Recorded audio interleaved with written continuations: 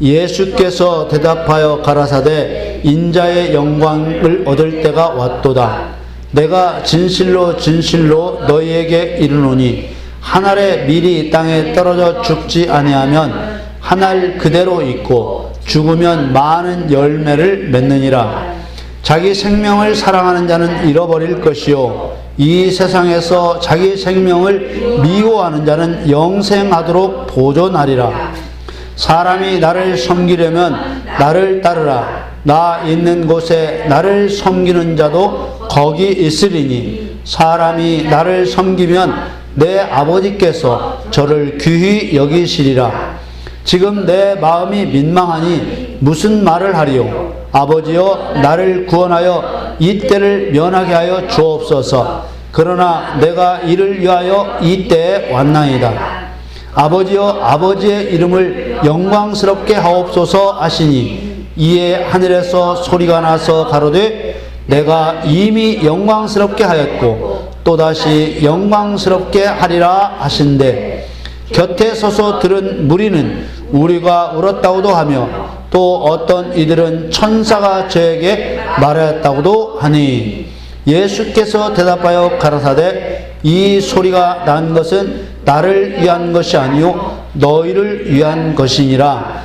이제 이 세상에 심판이 이르렀으니 이 세상 임금이 쫓겨나리라. 내가 땅에서 들리면 모든 사람을 내게로 이끌겠노라 하시니 이렇게 말씀하심은 자기가 어떠한 죽음으로 죽을 것을 보이심이로라. 아멘. 사랑하는 성도 여러분, 우리 신앙생활을 하면서 우리는 신앙생활을 하면서 많은 의문에 부딪힐 때가 있습니다. 성경 자체가 하나님의 비밀 문서이기 때문에 의문에 부딪히는 것이 사실은 자연스러운 일입니다. 성경에서 비밀을 헬라어로 미스테리온이라고 합니다. 이 성경이 말하는 이 비밀, 이 말은 신비와 비밀이라는 두 가지 뜻을 가지고 있습니다. 먼저 이 두 뜻을 한번 살펴보겠습니다. 신비는 어떤 일이나 현상이 사람의 지식이나 상식으로 이해가 안 되는 것을 말합니다. 신비 중에 우리가 흔히 경험하는 것이 꿈인데요. 꿈은 내 의지와 관계없이 꾸는 거죠. 그런데 더 신비한 것은 그 꿈대로 되는 일이 있다는 겁니다. 이런 신비를 경험한 사람은 그 신비를 믿습니다. 성경은 사실 이런 신비한 일이 많이 기록되어 있습니다. 성경을 펴자마자 마주치게 되는 천지창조는 그야말로 신비 중의 신비입니다. 창세기 1장 3절에 보면은 하나님이 가라사대 빛이 있으라 하심에 빛이 있었고, 이런 신비는 사람의 상식으로는 이해하지 못합니다. 또 하나 하나님의 비밀입니다. 하나님의 비밀은 상대적입니다. 이 상대적이라는 말은 하나님께서 알려주기를 원하는 사람에게는 더 이상 비밀이 아니고 알려주지 않으려는 사람에게는 여전히 비밀이 되는 것이죠. 이에 대해서 예수님께서 마태복음 13장 11절 말씀에 대답하여 가라사대 천국의 비밀을 아는 것이 너희에게는 허락되었으나 저에게는 아니 되었나니, 이렇게 말씀하십니다. 너희 곧 믿고 구원을 받은 자들에게는 비밀이 열려서 비밀이 아니지만 마귀의 세력들, 마귀를 따라가는 자들에게는 여전히 비밀에 붙이고 있다는 거예요. 하나님의 비밀이란 하나님의 말씀, 성경에 기록된 말씀이 비밀이라는 뜻입니다. 그런데 우리가 생각할 때 성경은 누구나 글씨만 알면 다 읽을 수 있는데 어떻게 성경이 비밀이지? 이렇게 생각할 수 있습니다. 그런데 비밀입니다. 왜냐하면 비밀이 허락되지 않은 사람도 글씨는 읽을 수 있는데 그 말씀에 담겨 있는 하나님의 의도는 이해할 수 없습니다. 뿐만 아니라 그 말씀이 믿어지지도 않습니다. 아무리 분석을 하고 별스럽게 성경을 읽는다 해도 그 사람이 여전히 하나님의 의도가 알아지지 않는 비밀에 불과하죠. 어떤 남편이 아내에게 편지를 썼는데, 여보, 작년에 시들어가는 꽃 때문에 내가 정말 당신에게 미안했소. 이런 편지를 썼다고 해요. 비밀을 아는 두 사람 말고는 시들어가는 꽃 때문에 왜 남편이 아내에게 미안했는지 아무도 모릅니다. 이게 비밀이잖아요. 이 두 사람 중에 누가 가르쳐 주기 전에는 절대로 왜 미안했는지 알 수 없습니다. 하나님의 비밀은 이와 같습니다. 하나님의 비밀을 아는 길은 두 가지가 있습니다. 첫째로 하나님의 비밀을 아는 방법은 하나님께서 친히 가르쳐 주시면 알 수 있습니다. 이것이 비밀을 가장 정확하게 아는 길입니다. 바로 성령님께서 우리에게 가르쳐 주시는 거예요. 고린도전서 2장 10절 말씀에 오직 하나님이 성령으로 이것을 우리에게 보이셨으니, 뭘로? 성령으로 이것을 우리에게 보이셨으니 성령은 모든 것 곧 하나님의 깊은 것이라도 통달하시느니라. 아멘. 하나님의 비밀을 아는 두 번째 방법은 하나님이 가르쳐 주신 사람을 통해서 아는 것입니다. 고린도전서 4장 1절 말씀에 사람이 마땅히 우리를 그리스도의 일꾼이요 하나님의 비밀을 맡은 자로 여길지어다. 구약시대에 선지자에게 말씀을 주신 것처럼 이 신약시대에도 비밀을 맡은 자가 있습니다. 대부분 이 맡은 자를 통해 복음의 비밀이 전파되는 것입니다. 여러분들이 듣고 있는 이 설교 한 편도 하나님께서 목사에게 비밀을 맡은 자 되게 하셔서 성도들에게 그 비밀을 알려주시는 것과 똑같은 일입니다. 우리가 오늘 은혜 받고자 하는 예수님의 십자가도 하나님의 비밀입니다. 이 세상에 예수님의 십자가를 모르는 사람은 없지만은 예수님이 십자가에서 죽으신 것이 왜 승리인가를 아는 사람은 그렇게 많지 않습니다. 예수님이 십자가에서 죽었다더라. 안 봤는데 어떻게 아냐. 어쨌든 십자가와 예수님을 연결시켜서 말합니다. 부정적이든 긍정적이든. 그러나 그 사실은 알고 있지만 예수님이 십자가에서 죽으신 것이 승리라고 말하고 있는데 왜 그것이 승리인가 아는 사람은 많지 않다는 거예요. 그 자체가 비밀이잖아요. 또 비밀을 듣고도 모든 사람이 이 비밀을 믿는 것이 아닙니다. 이 또한 성령의 역사이기 때문입니다. 여러분은 예수님께서 십자가에서 죽으신 것이 승리입니까? 패배입니까? 그 누구도 예수님의 십자가의 죽음을 패배라고 말하지 않습니다. 죽임을 당한 것은 분명한 패배입니다. 모든 전쟁과 싸움은 죽으면 지는 겁니다. 그런데 예수님께서 십자가에서 죽으신 것을 패배라고 말하지 못합니다. 왜 예수님께서 죽으셨는데 패배가 아니 생각해 보십시오. 예수님의 부활 때문입니까? 예수님이 하나님이시기 때문에 그렇습니까? 창조자 하나님이 어떻게 패배할 수 있나? 창조자이신 하나님께서 어떤 경우에도 패배하실 수 없다는 것은 진리입니다. 그런데 이렇게 말해버리면 십자가에 숨겨진 예수님의 의도는 알 수가 없습니다. 예수님은 십자가에서 죽으셨지만 승리하셨다고 하시는 이유가 무엇일까요? 예수님께서 운명하시기 직전에 십자가에 매달려 다 이루었다고 말씀하셨습니다. 다 이루었다는 말은 패배자가 할 수 있는 말은 아닙니다.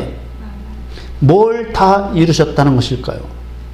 사도 바울을 통해서도 예수님께서는 십자가에서 죽으신 것이 승리라는 것을 증거하셨습니다.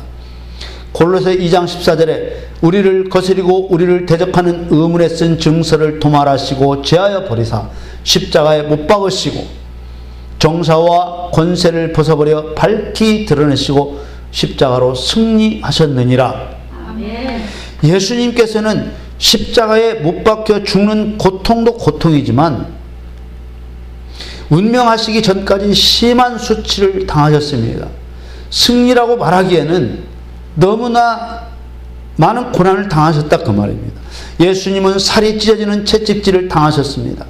로마의 군병들이 예수님께서 입고 있었던 옷을 벗기고 붉은 옷을 입혔습니다. 이 붉은 옷 홍포는 왕이 입는 옷이에요. 붉은 옷을 입힌 것은 예수님이 예뻐서가 아니라 왕이라고 하신 예수님을 조롱하기 위한 것이었습니다. 그리고 머리에는 왕관 대신에 가시 면류관을 씌웠습니다. 오른손에는 왕이 금지팡이를 손에 들고 있는 것을 빗대어서 금올 대신에, 금지팡이 대신에 갈대를 꺾어서 들고 있게 했습니다. 그 모습이 한번 생각해 보십시오.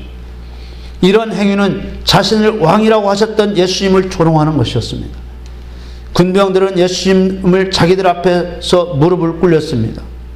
로마의 군병들은 많은 사람들이 지켜보는 앞에서 유대인의 왕이여 평안할지어다 조롱했습니다. 그리고 예수님은 골고다 언덕에서 십자가에 매달려 있을 때 그곳을 지나가던 사람들이 예수님을 모욕하여 네가 만일 하나님의 아들이어든 자기를 구원하고 십자가에서 내려오라. 대제사장들도 서기관과 장로들과 함께 저가 남은 구원할 수도 자기는 구원할 수 없도다. 지금 십자가에서 내려오라 희롱했습니다. 이런 처참한 예수님의 죽음이 어떻게 승리가 될 수 있을까? 예수님 십자가 그 자체가 승리라는데 부활 때문이 아니라 예수님 십자가 자체가 승리라는 거예요. 우리는 예수님이 패배할 수 없는 하나님이시기 때문에 무조건 승리라고 말해서는 안 됩니다. 예수님이 패배할 수 없는 하나님은 맞습니다. 그런데 이 패배같이 보이는 예수님의 죽음이 왜 승리인지, 무슨 이유로 승리라고 하는지 알아야 되는 것입니다. 그래야 내가 예수님의 뜻을 따를 수 있기 때문입니다. 예수님을 죽인 자가 누구입니까? 행동대원들은 대제사장과 그를 따르는 유대인들 그리고 로마 총독 빌라도의 군대가 죽였습니다. 그러나 이들은 조종을 받은 하수인에 불과합니다. 사실 예수님을 죽인 자는 사단입니다. 마귀라고도 하는 이 사단이 모든 것을 조종한 것입니다. 가룟 유다를 조종하고 대제사장을 조종하고 빌라도를 조종한 것입니다. 요한복음 13장 2절 말씀에 마귀가 벌써 시몬의 아들 가룟 유다의 마음에 예수를 팔려는 생각을 넣었더니, 마귀가 가룟 유다를 조종합니다. 그런데 예수님은 마귀가 가룟 유다에게 예수님 팔아먹을 생각을 넣기 훨씬 전에 가룟 유다를 마귀라고 하셨습니다. 요한복음 6장 70절 말씀에 예수께서 대답하시되 내가 너희 12를 택하지 아니하였느냐? 그러나 너희 중에 한 사람은 마귀니라 하시니, 예수님을 죽인 자는 마귀입니다. 이 말씀대로 예수님은 마귀를 제자로 택하신 것입니다. 왜 그러셨겠습니까? 예수님의 계획대로 십자가에서 죽으시려면 예수님을 팔아먹을 제자가 필요했습니다. 성경의 기록대로 하늘에서 하나님을 반역한 타락한 천사를 심판하여 영원한 지옥불에 던져 넣기 위해서는 예수님은 세상을 창조하시기 전부터 십자가에서 죽으실 계획을 진행시켜 오셨습니다. 예수님은 사람들의 죄를 대신해서 십자가에서 죽음으로써 사단을 영원한 지옥불에 던져 넣을 계획을 세우셨던 것입니다. 예수님은 꼭 십자가에서 죽으셔야 사단을 지옥불에 던져 넣을 수 있습니까? 그렇지 않습니다. 예수님은 얼마든지 말씀 한마디로도 사단을 지옥에 던져 넣을 수 있습니다. 그럴 능력이 없어서 십자가에서 죽으신 것이 아닙니다. 겟세마네 동산에서 예수님을 잡으러 온 대제사장의 종을 향해서 칼을 휘두르던 베드로에게 칼을 거두라고 예수님 말씀하실 그때 예수님이 하신 말씀이 이렇습니다. 마태복음 26장 53절에 너는 내가 내 아버지께 구하여 지금 12영 터되는 천사를 보내시게 할 수 없는 줄로 아느냐. 이 12영이라는 것은, 영이라는 것은 군단을 말합니다. 12군단이나 되는 내가 군사를 보내게 할 수 없어서 내가 잡혀가는 게 아니다. 이런 뜻으로 말씀하고 계시는 것이죠. 이 말씀은 내가 지금 힘이 없어서 잡히는 줄 아느냐? 내가 잡혀주는 거라는 것을 말씀하고 계시는 것이죠. 오늘 본문 요한복음 12장 23절에 자신이 십자가에서 죽을 날이 가까워지는 것을 가리켜서 인자의 영광을 얻을 때가 왔도다. 이렇게 말씀하셨어요. 영광, 십자가에 못 박히는데 영광입니까? 예수님이 얻은 영광이라는 것은, 예수님이 얻는 영광이라는 것은 하나님의 권능을 보고 모든 피조물들이 과연 전능하신 하나님이라고 인정하고 하나님 앞에 굴복할 때 얻게 되는 게 영광입니다. 아멘. 이와 같이 애굽 군대가 홍해에 다 빠져 죽었을 때 영광을 얻으셨다고 말씀하셨습니다. 아멘. 우리는 종종 하나님께 영광을 돌린다는 말을 사용합니다. 하나님께서 성도에게 영광을 받으시는 것은 성도가 하나님의 전적인 권능으로, 누구의 권능? 하나님의 전적인 권능으로 영적인 싸움을 승리하고, 어떤 싸움? 영적 싸움을 승리하고 과연 위대하신 하나님이라고 영광을 돌릴 때, 하나님께 갈채를 보내드릴 때 영광을 받으시는 것입니다. 아멘. 하나님 아들의 권세로 마귀의 일을 멸하여 사단을 패배시켰을 때 영광을 받으시는 것입니다. 아멘. 예수님께서 십자가에서 죽으실 날이 가까워오자 인자의 영광을 얻을 때가 왔도다 라고 하신 것은 이와 같은 뜻으로 하신 말씀입니다. 무슨 뜻인가 하면, 영광을 얻을 때란 내가 십자가에서 사람의 죄를 대신하여 죽으면 나를 믿는 성도들이 오직 내 권능을 힘입어서 사단을 패배시키고, 이것을 본 모든 피조물들이 내 앞에 굴복할 때가 가까웠다. 아멘. 이게 하나님께서 영광을 얻으실 때란 말이에요. 아멘. 짧게 정리를 했지만 하나님께서 영광을 받으신다는 말씀의 뜻을 이해하셨을 것입니다. 예수님께서는 이어지는 말씀에 사단을 패배시킬 성도를 어떻게 세우시는지 미래 비유를 통해서 말씀하셨습니다. 요한복음 12장 24절 말씀에 내가 진실로 진실로 너희에게 이르노니 한 알의 밀이 땅에 떨어져 죽지 아니하면 한 알 그대로 있고 죽으면 많은 열매를 맺느니라. 이 말씀의 의도가 무엇인지 단번에 이해가 갈 것입니다. 한 알의 밀은 예수님 자신을 나타내신 것입니다. 밀이 땅에 떨어져 죽는다는 말은 예수님이 십자가에서 죽으실 것을 말씀하신 것이고요. 많은 열매를 맺는다는 말은 예수님을 믿는 성도들이 많이 세워진다는 말씀입니다. 그런데 중요한 게요, 밀알이 죽어서 똑같은 밀알을 많이 맺는다는 것입니다. 밀알이 죽어서 밀알 하나가 심겨지면 몇 개의 밀알이 생기는 줄 아십니까? 40개에서 60개의 밀알이 생겨집니다. 이 밀알은 심겨진 밀알과 똑같은 밀알이 만들어집니다. 예수님의 뜻을 따라서 똑같은 일을 하는 성도들이 세워진다는 뜻입니다. 예수님이 밀알이니까 사람은 밀알보다 작은 좁쌀로 세워지는 것이 아니라 똑같은 밀알로 세워진다는 거예요. 그러니까 예수님이 이렇게 말씀하시는 거예요. 내가 하는 일을 저도 할 것이요 그보다 큰 것도 하리니. 아멘. 할렐루야. 아멘. 우리 예수님께서 이 땅에 계실 때 본을 보여주신 것은 우리 사람이 능히 하나님의 능력으로 행할 수 있는 일들을 본을 보여주신 것입니다. 아멘. 이렇게 세워진 성도들이 누구냐? 바로 하나님의 아들, 하나님의 자녀들입니다.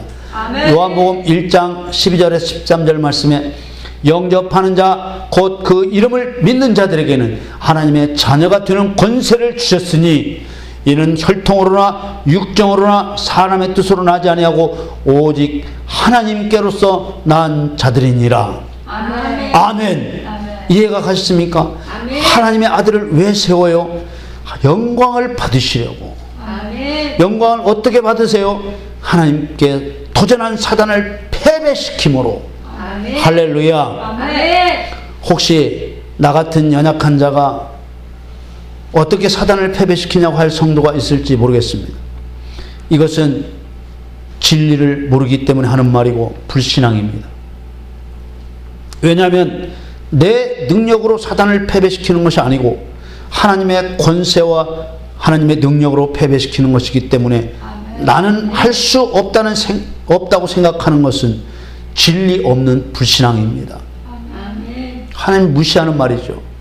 성도에게 필요한 것은 말씀에 대한 믿음과 그 믿음으로 하나님의 능력을 사용하는 것입니다. 아멘. 그렇기 때문에 내가 연약하다고 인정하면 인정할수록 하나님 앞에서 하나님 저는 연약합니다. 그래서 하나님의 능력이 더 필요합니다. 전적인 하나님 저는 아예 아무것도 할 수 없는 사람입니다. 하나님의 능력이 저에게는 절대로 필요합니다. 이렇게 말하는 사람일수록 그런 사람에게서 하나님은 더 큰 영광을 받으시는 것입니다. 아멘. 왜냐하면 하나님 쪽에는 하나님의 능력을 더 인정하는 것이 되고 사단 쪽에는 어떻게 되는 거예요? 내가 약하면 약할수록 사단은 어차피 나에게서 나타나는 하나님의 능력으로 패배를 당할 것이기 때문에 수치를 당하는 겁니다. 더 큰 수치와 패배감을 안겨줍니다. 사단에게는. 고린도서 1장 27절 말씀에 그러나 하나님께서 세상에 미련한 것을 택하사 지혜 있는 자들을 부끄럽게 하려 하시고 세상에 약한 것들을 택하사 강한 것들을 부끄럽게 하시며 마귀는 사람보다 지혜롭습니다. 마귀는 사람보다 강합니다. 아멘. 사람이 하나님 앞에 더 연약해지면 연약해질수록 마귀는 처참한 수치를 당하는 것이며 처참한 패배를 안게 되는 것입니다. 아멘. 이 고린도전서 1장 20절 말씀을 자꾸만 엉뚱한 데 붙여 쓰는 사람들이 있는데 사람에게 복수하도록 주신 말씀이 아닙니다. 사람 복수하도록 주신 말씀이 아니란 말이에요. 그래서 자기 욕심 때문에 시련 당하고 나서 이 말씀으로 복수하게 해달라고 기도하면 안 됩니다. 하나님은 개인 간에 복수하는 것 관심 없으십니다. 싸움 붙이고 있는 사단은 보지 못하고 사람끼리 싸우고 있으면 사단의 조롱거리밖에 더 됩니까? 하나님께 영광 돌리지 않는 그런 사랑과 하나님께 영광 돌리지 않는 그런 가정의 번영, 출세, 부자 이렇게 되는 거 하나님 아무 관심 없으십니다. 그거요 얼마 아니면 망할 것이며 영원히 지옥불에 들어갈 것들 하나님 그런 것에 관심 갖고 있지 않습니다. 사람을 이 땅에 보내신 하나님께서는 오로지 사람이 하나님을 하나님으로 인정하는지 안 하는지 하나님의 뜻대로 사는지 안 사는지 그래서 이 땅에 온전한 통치자 되신 그분의 은혜를 입을 수 있는 사람인지 입을 수 없는 사람인지 이게 하나님의 관심사항입니다. 그래서 우리가 나그네고요. 우리가 영원히 살지 못합니다. 우리 힘으로 못하는 것 너무나 많습니다. 인정해야 됩니다. 하나님의 관심은 하나님을 인정해드리는 것. 누가 더 하나님을 아름답게 인정해드리는지 그것 보시는 거예요. 그 영원한 생명을 주시는 겁니다. 이 땅 다 없어지고 우리는 하늘에 올라가서 영원히 하나님과 사는 겁니다. 마가복음 12장 30절에 내 마음을 다하고 목숨을 다하고 뜻을 다하고 힘을 다하여 주 너의 하나님을 사랑하라 하신 것이죠. 우리가 이런 말씀에 하나님을 이기주자로 보라서는 안 되는 겁니다. 하나님이 누구신지 안다면 하나님이 우리를 얼마나 사랑하시고 하나님의 능력과 권능이 얼마나 대단하신 것을 알면은 우리는 절대로 하나님을 사랑할 수밖에 없습니다. 이렇게 하나님을 사랑하는 사람만 하나님께 영광을 돌릴 수 있는 사람입니다. 하나님 사랑하지도 않고 믿지도 않는 자가 하나님께 영광을 돌릴 수는 없습니다. 싸움에서 이길 수도 없고요. 날마다 패배하고 그 사람 인생은 처참합니다. 그럼 성도는 하나님께 영광을 돌리기에 어떻게 사단을 패배시킬 수 있는 것일까요? 내가 무엇을 해야 사단을 패배시킬 수 있을까?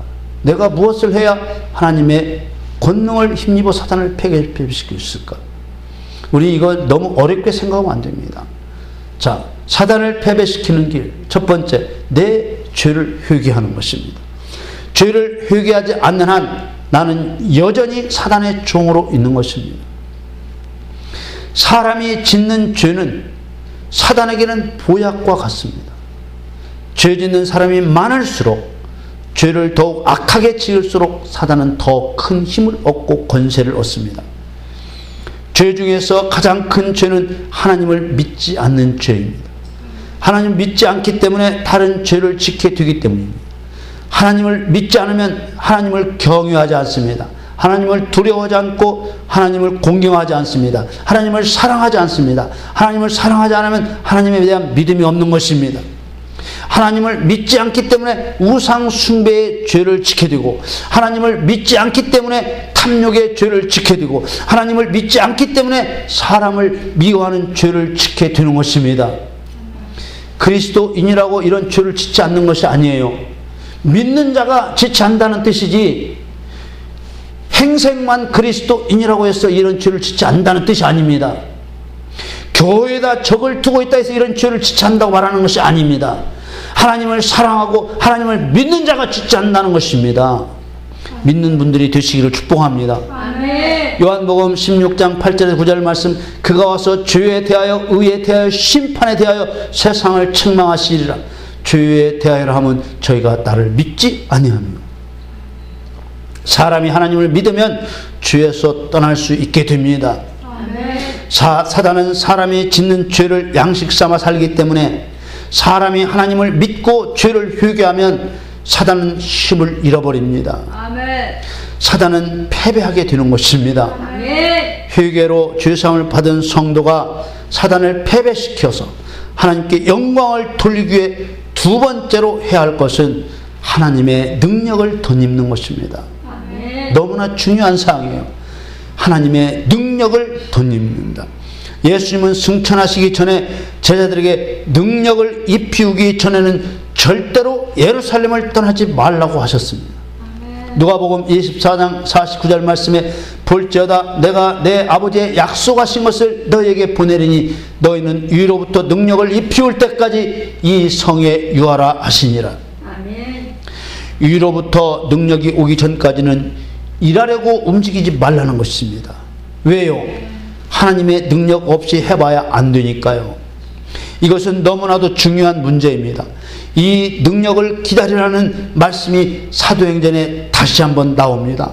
계속 반복해 성경에서 2번 이상 나온다는 것은 매우 중요한 의미를 갖고 있습니다. 사도행전 1장 4절 말씀에, 사도와 같이 모이사 저에게 분부하여 가라사대 예루살렘을 떠나지 말고 내게 들은 바 아버지의 약속하신 것을 기다리라. 5절에 요한은 물로 침례를 베풀었으나 너희는 몇 날이 못 되어 성령으로 세례를 받으리라 하셨느니라. 아멘. 요한의 물 세례라고 말씀하신 회개로 죄사함만 받아가지고는 마귀의 일을 멸할 수 없습니다. 아멘. 성령님의 통치와 권능이 임하지 않고서는 절대로 하나님의 일을 할 수가 없습니다. 아멘. 이게 우리가 당하는 착각입니다. 너무나 많은 사람들이 당하고 있습니다. 만일 성령의 통치도 권능도 오지 않았는데 뭔가 잘 돌아가고 있다면 그것은 100% 마귀에게 속임을 당하고 있는 것입니다. 왜냐하면 하나님은 반드시 하나님의 일을 사람의 능력이 아니라 하나님의 능력으로 행하게 하시기 때문입니다. 아멘. 예수님의 제자들에게는 마가의 다락방에서 기도를 시작한 지 열흘 만에 성령과 권능이 임했습니다. 사도행전 2장 1절에서 4절 말씀, 오순절날이 이미 이름에 저희가 다 같이 한 곳에 모였더니 예수님이 부활 승천하신 후 열흘 만이 오순절날이 돌아왔습니다. 2절에 호련히 하늘로부터 급하고 강한 바람 같은 소리가 있어 저희 앉은 온 집에 가득하며, 3절에 불의 혀같이 갈라지는 것이 저에게 보여 각 사람 위에 임하여 있더니, 4절 저희가 다 성령의 충만함을 받고 성령이 말하게 하심을 따라 다른 방언으로 말하기를 시작하니라. 열흘간 기도하자 이들에게 표적이 나타났습니다. 성령님이 임하신 것입니다. 강한 바람 소리를 듣고 불을 보게 되고 성령 충만함을 받아 방언을 말하게 되었습니다. 그리고 나서 드디어 이들이 사방으로 나가서 마귀의 나라를 정복하는 사명을 감당하게 된 것입니다. 아멘. 예수님이 계실 때 마귀의 나라를 정복하실 실전을 보여주신 사건이 바로 12제자 파송과 70제자 파송입니다. 이들이 나가서 한 일의 핵심은 복음을 전파한 일입니다. 사단의 거짓말을 드러내고 하나님의 능력을 증거하고 귀신을 쫓아내고 병자를 고쳐준 것입니다.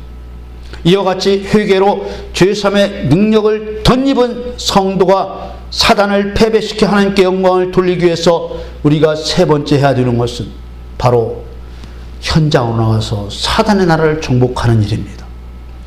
예수님께서도 제자들을 세상에 내보내셨습니다. 권능이 왔으면 일해야 된다는 것입니다. 제자들을 내보내실 때 그냥 내보내신 것이 아니라 권능을 주어서 내보내셨습니다. 마태복음 10장 1절 말씀에 예수께서 그 12 제자를 부르사 더러운 귀신을 쫓아내며 모든 병과 모든 약한 것을 고치는 권능을 주시니라. 아멘. 누가복음 10장 19절 말씀에 내가 너희에게 뱀과 전갈을 밟으며 원수의 모든 능력을 제어할 권세를 주었으니 너희를 해할 자가 결단코 없으리라.